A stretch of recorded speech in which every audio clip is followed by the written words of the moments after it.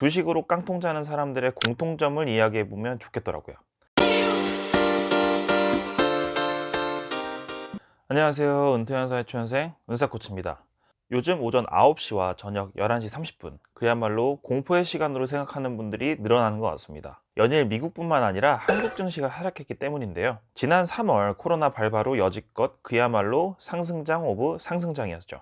그러다 보니 상승장 속 내 계좌가 곧 내 실력인 것 마냥 착각했던 분들도 많으셨을 거라 생각합니다. 이쯤에서 주식으로 깡통 자는 사람들의 공통점을 이야기해 보면 좋겠더라고요. 혹시라도 공감 가는 부분이 많으셨다면 지금 당장은 아니더라도 깡통 찰 확률이 높아진다는 것이니 이와 반대로 주식시장을 임하셔서 사전 예방을 꼭 하시면 좋겠습니다. 그럼 시작하도록 하겠습니다. 첫 번째, 깡통 차는 사람들의 공통점은 공부다운 공부를 전혀 하지 않습니다. 공부다운 공부가 뭐냐면요, 무엇이 내 상황에 적합한지 판단하는 과정을 끊임없이 거치는 과정인데요. 쉽게 말해 누가 어떤 종목이 좋다라고 하면 우선 투자하고 봅니다. 왜냐하면 내일 당장이라도 가격이 오를 것 같거든요. 그런데 실제 돈을 버는 사람들은 매수하기 전에 이미 모든 상황을 본인이 세운 기준에 맞춰 행동하곤 합니다. 그 가격에서 내 전체 투자금 중 얼마를 넣어야 할지, 이후에 올라갈 때와 내려갈 때 모든 상황에서 더 살지, 홀딩할지, 아니면 일부 매도할지를 세워놓고 행동하는 거죠. 물론 그 기준에서 100% 돈을 버는 건 아닙니다. 그렇지만 그것이 성공하고 실패했을 때 그 세웠던 기준에 따라서 확률적인 데이터가 생기고요. 실패한 것들을 하나씩 줄여가는 과정을 통해 본인에게 맞는 의사결정을 끊임없이 거쳐가는 겁니다. 두 번째, 깡통 차는 사람들의 공통점은 내가 만든 기준 자체가 없다는 겁니다. 예를 들어 애널리스트가 앞으로 어떤 호재가 A 기업에 있기 때문에 라고 말하면 우선 그 종목을 삽니다. 아니면 재테크 유튜버가 특정 종목을 분석했는데 좋은 이유 몇 가지를 듣고 바로 투자를 하죠. 사실 그와 반대되는 기업의 모습들도 분명히 존재할 텐데 말이죠. 첫 번째로 내가 그런 걸 어디서 찾아야 할지 모르고, 두 번째로 어떤 게 나쁜 요소인지를 모르는 경우가 많습니다. 대부분은 당연히 해야 하는 작업인 걸 알아요.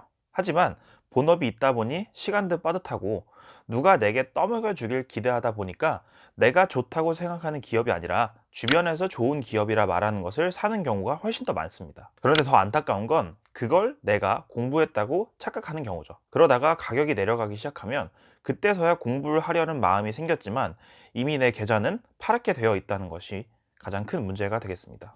세 번째는 시장을 있는 그대로 보지 않고 내 기준에 맞춰서 해석하려 하는 겁니다. 흔히 시장을 있는 그대로 봐야 한다라고 들어보셨을 텐데요. 종목이 내려가고 있으면 내려간다 봐야 하고, 종목이 올라가고 있으면 올라간다고 봐야 하는데, 종목이 내려가고 있음에도 내가 공부한 가치가 있으니 반드시 오를 거야 라는 희망을 품어요.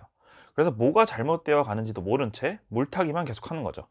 처음엔 물타기였지만 나중에는 손절을 하고 나서야 시장에서는 내 종목이 주목받지 못했다는 걸 깨닫게 됩니다. 반대의 경우도 있죠. 종목이 오르고 있음에도 일시적인 반등이다, 언젠간 떨어질 거야 라고 생각하고 이제 막 수익이 나려는데 플러스가 전환이 되자마자 냅다 팔아버리는 거죠. 뿐만 아니라 이미 올라버린 종목에 뒤늦게 진입했으면 그만큼 내려갈 확률이 높은 시기에 진입한 거에 맞는데도 불구하고 내가 샀을 때부터 종목의 상승의 여지가 다시 리셋된다고 생각하는 경향이 많습니다.